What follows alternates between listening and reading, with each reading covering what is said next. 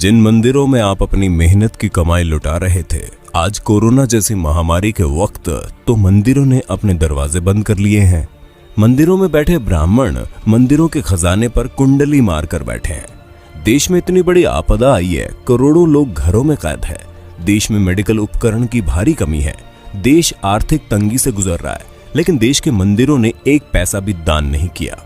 इन मंदिरों में बैठे ब्राह्मणवादी अरबों खरबों के चढ़ावे पर आसन लगाए बैठे हैं। ट्विटर पर हैशटैग मंदिर में दान देना बंद करो ट्रेंड चल रहा है। लोग कह रहे हैं कि जब मुसीबत के वक्त ही ना ही भगवान काम आ रहे हैं, ना ही उनके मंदिरों का चढ़ावा, तो फिर वो जा कहां रहा है। आइए आपको बताते हैं भारत के मंदिरों के पास कितना पैसा है। देश के अमीरों की बात आती है तो अक्सर अंबानी, टाटा और बिड़ला का नाम आता है। हालांकि आपको ये जानकर हैरानी होगी कि देश में कुछ मंदिर ऐसे भी हैं जिनके पास इन अरबपतियों से भी ज्यादा संपत्ति है। केरल का पद्मनाभ स्वामी मंदिर भारत के सबसे अमीर मंदिरों की सूची में आता है। यहाँ हर साल करीब 500 करोड़ रुपए का चढ़ावा आता है। 2016 में इस मंदिर की टोटल वेल्थ $22.3 बिलियन यानी कि करीब 1.47 लाख करोड़ रुपए आंकी गई। आंध्र प्रदेश के तिरुपति बालाजी मंदिर की टोटल वेल्थ 52,000 करोड़ रुपए है। मंदिर हर साल करीब 600 करोड़ रुपए की कमाई करता है। शिरडी साईं बाबा का टेम्पल देश के सबसे फेमस मंदिरों में से एक है। साल 2018-19 में लोगों ने यहाँ 679 करोड़ रुपए दान कर दिए। शिरडी मंदिर की कुल संपत्ति 2200 करोड़ से ज्यादा है।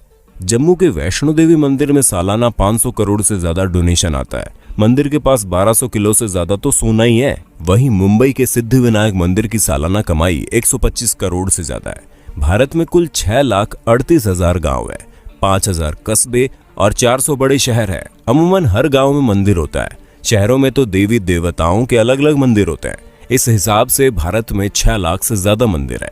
सोचिए इस देश की कितनी बड़ी संपत्ति पर सिर्फ और सिर्फ ब्राह्मणों का कब्जा है। पुरी के जगन्नाथ मंदिर, वाराणसी के काशी विश्वनाथ मंदिर, गुजरात के सोमनाथ मंदिर और मदुरई के मीनाक्षी मंदिर जैसे धार्मिक स्थलों पर खजाने भरे पड़े हैं, लेकिन मंदिरों में बैठे पंडित देश की भलाई के लिए एक पैसा तक दान नहीं करते। भगवान के नाम पर आपकी जेब खाली की जाती है और फिर ये लोग उसे हजम कर जाते हैं। जरा सोचिए अगर ये मंदिर अपनी संपत्ति दान कर दे तो एक दिन में भारत की गरीबी दूर हो जाए, लेकिन ये ऐसा नहीं करते। धर्म के नाम पर लोगों को मूर्ख बनाकर ब्राह्मणवादी मौज काट रहे हैं। इसलिए अगली बार जब आप अपने बटुए से कोई नोट निकालें तो सोचिएगा जरूर कि आपके खून पसीने की कमाई पर कौन ऐश कर रहा है। मंदिर में या मस्जिद में सीमेंट की बोरी देने से पहले पड़ोस में देख लीजिए, अगर कोई गरीब हो तो आटे की बोरी पहले दीजिए। दान करना गलत नहीं है, लेकिन सोचने वाली बात है कि आखिर मंदिर में किए गए दान से किसका भला होता है। मंदिरों में दान करने वालों की मानसिकता क्या होती है। अपने देश में इतनी ज्यादा गरीबी है कि उनकी चिंता किसी को नहीं है। कई किसान भूख से मर जाते हैं, पर उनकी मदद करने के लिए कोई आगे नहीं आता। लेकिन मंदिरों में लाखों नहीं बल्कि करोड़ का गुप्त दान दिया जाता है। आखिर इस दान से हासिल क्या होता है, किसको मिलता है इसका लाभ। हम एक बात साफ कर दें, हम कोई नास्तिक नहीं है। भगवान ने हमारी भी उतनी आस्था जितनी होनी चाहिए। लेकिन सोचने वाली बात यह है कि आस्था जताने के लिए मंदिरों में दान करना जरूरी है। अगर नहीं तो फिर जो लोग मंदिरों में बेतहाशा दान करते हैं उनके पीछे की मानसिकता क्या है। क्या उनको भगवान से किसी बात का डर रहता है? क्या ऐसे लोगों को जो कि काले धंधे करते हैं उनके मन में बात रहती है कि वो भगवान के मंदिर में कुछ दान करके अपने पाप से बच जाएंगे? हमें तो लगता है ऐसी ही किसी मानसिकता के वशीभूत होकर ये लोग लाखों रुपए दान करते हैं। लेकिन इनके दान से किसका भला होता है? हमारे देश के बड़े बड़े मंदिरों की हालत क्या है, किसी से छुपी नहीं है। लाखों दान करने वालों के साथ वीआईपी और वीवीआईपी के लिए तो इन मंदिरों के द्वार मिनटों में खुल जाते हैं। इनको भगवान के दर्शन भी इनके मन मुताबिक समय पर हो जाते हैं। लेकिन आम आदमी को घंटों लाइन में लगे रहने के बाद भी कई बार भगवान के दर्शन नहीं होते। कभी कभी लगता है कि भगवान भी अमीरों के हो गए हैं, खासकर बड़े मंदिरों में विराजने वाले भगवान।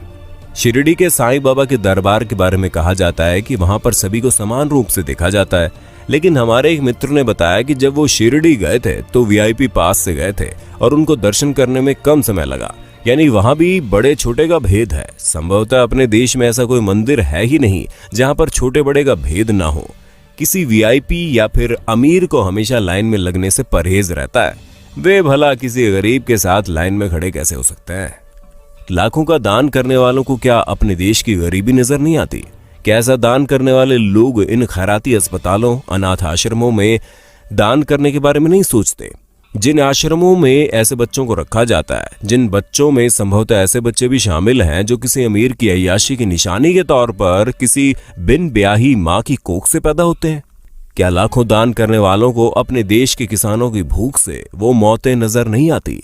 हम तो इतना जानते हैं कि किसी भूखे को खाना खिलाने से लाखों रुपए के दान से ज्यादा का पुण्य मिलता है।